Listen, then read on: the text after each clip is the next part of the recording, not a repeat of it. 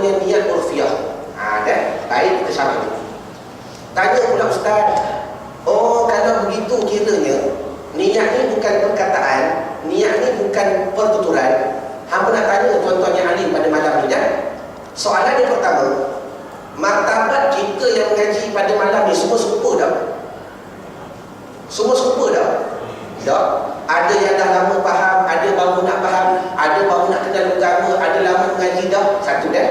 Bila martabat tak sama, kepahaman yang mengaji semua ni serupa tak? Tak serupa dah.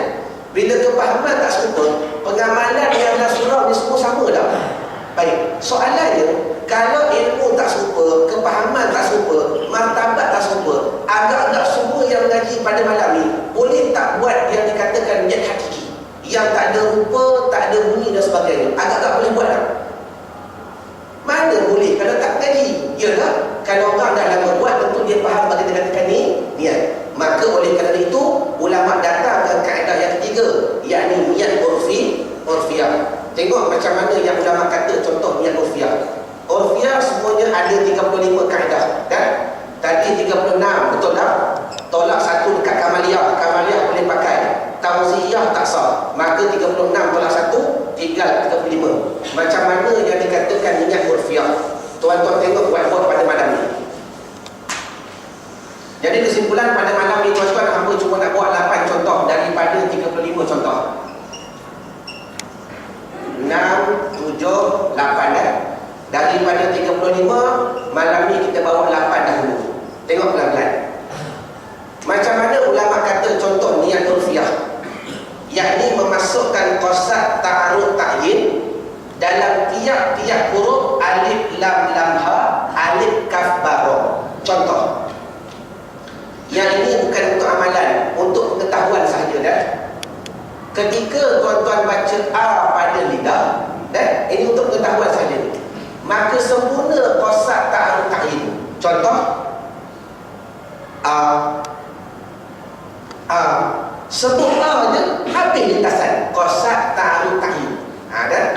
Tapi ni tuan-tuan jangan buat, hamba sendiri tak boleh buat sebab gapnya terlampau pendek. Cuma pengetahuan saja. Nak bagi tahu hebatnya niat sampai dalam A pun boleh masuk. Satu. Kaedah yang kedua, untuk pengetahuan saja, bukan untuk beramal. Kalau tuan-tuan hebat, ambil kaedah yang kedua, kita masukkan qasad ta'arud ta'yin dalam huruf yang kedua lam. Artinya ketika berlaku pada lidah lam, berlaku pada hati qasad ta'arud ta'yin. Dalam lam boleh masuk. Dua. Tak usah pening, dengar je dah. Baik. Yang ketiga, yang ni kita nak pakai selama lagu. Bila tersebut pada lidah lam yang ketiga, mana dia? Allah dah. Maka terlaksanalah qasad ta'arud ta'yin. Sebab tu ulama kata lam ni tuan-tuan boleh dibaca sampai 14 harakat. Nak membantu mereka supaya melancarkan niat jenis urfiah dulu. Artinya tuan-tuan, ketika tuan-tuan baca pada lidah lam, Allah, masa al berdiam dah. Masa al berdiam. Masa sebut la tu, Allah, bercakaplah sampai bila pun. Aku sembahyang fardu maghrib 3 rakaat makmum kerana Allah Ta'ala dah.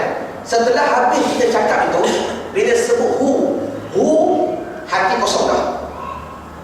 Faham ibarat? Ketika sebut la, datangkan qasad ta'arud ta'yin, Allah, aku solat fardu, cakap tak apa tuan-tuan, saja hamba ajar kaedah. Kita sebut dengan hati, cakap dengan hati. Aku sembahyang fardu maghrib 3 rakaat malam, hu akbar. Bila sebut hu, hati dah kosong. Tengok dah. Yang tadi kita kata tauziyah, bercakap-cakap tapi sembahyang tak sah dah. Pening dah, kan? Dah kan tadi aku kata ada 3. Pertama niat kamaliyah, yang ni niat para nabi, kan? Yang kedua niat tauziyah. Apa dia niat tauziyah? Memecahkan niat kepada 2 lafaz. Bermakna ketika dia baca Allah pada lidah, pada hati dia sebut qasad, aku sembahyang. Dan ulama kata orang ni nak kira macam kamaliyah tapi tak jadi. Dia nak kira macam kamaliyah. Yang para nabi masuk qasad ta'arud ta'yin pada kesempurnaan Allah Akbar. Tapi cara dia tak jadi. Dia buat macam mana? Ketika sebut Allah, hati kata aku sembahyang, kemudian akbar fardu zuhur. Bermakna kenapa ulama kata perbuatan tadi tak sah sembahyang? Kerana bila dia bercakap dalam dua bentuk kalimat, maka percakapan itu jadi perkataan, sebab boleh terpotong. Sedangkan niat bukan perkataan. Tapi kita jawab pula, Ustaz, habis tu niat ni orang tu boleh buat belaka ke? Tak. Sebab tu sebelum nak faham dekat atas, kena bawa yang bawah, kena ada tangga. Maka oleh kerana itu, sebenar bukan salah pada pertuturan, tapi salah cara letak pertuturan di mana. Sebab tu ulama bawa kaedah urfiah. Artinya tuan-tuan, yang tiga ni bercakap tak? Bercakap juga pada hati kita kata Allah, aku sembahyang fardu zuhur, bercakap tak? Bercakap juga, tapi kenapa tak batal? Kerana percakapan ini duduk dalam satu huruf. Bila duduk dalam satu huruf tersembunyi, maka tak kata perkataan, nama lintasan. Tu beza dia. Yang tadi dia duduk dalam dua perkataan. Allah ada kosan, Allah aku sembahyang. Lepas tu akbar fardu zuhur. Dan bila duduk dalam perkataan, dia jadi terpotong. Tiap-tiap yang terpotong mesti ada zat. Betul tak? Sebab lintasan boleh potong tak? Ya? Sifat lintasan tak boleh potong. Tapi kalau perkataan, kita boleh kerat dia tak? Tu beza niat urfiah dengan niat tauziiyah. Kenapa tauziiyah bercakap tak batas sembahyang? Kerana dia berkata-kata dalam huruf satu huruf. Allah, aku sembahyang fardu maghrib 3 rakaat makmum kerana Allah Ta'ala. Baik. Tapi sebab tu tuan mengaji kena sampai habis. Adakah nak duduk tanya ni sampai bila-bila? Tak. Sebab tu tuan, ini permulaan sebelum nak sampai kepada hakikat niat. Ini permulaan sebelum nak sampai kepada hakikat niat.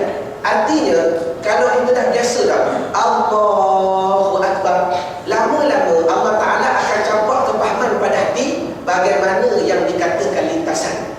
Sebab tu kalau ada ustaz boleh mengajar cara niat, bermakna kaedah tak betul. Sebab niat tak boleh ajar. Sebab benda tak ada, tapi ada.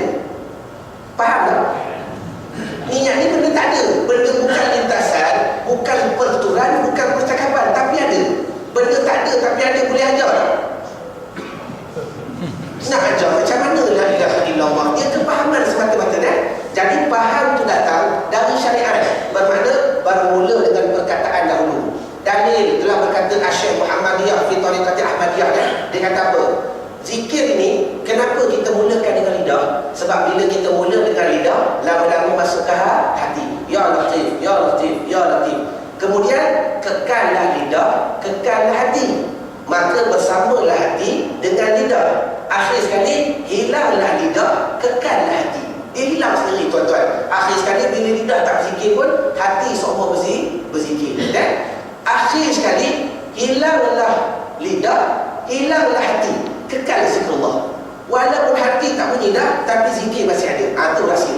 Yang orang tak boleh cerita, datang kepahaman sendiri.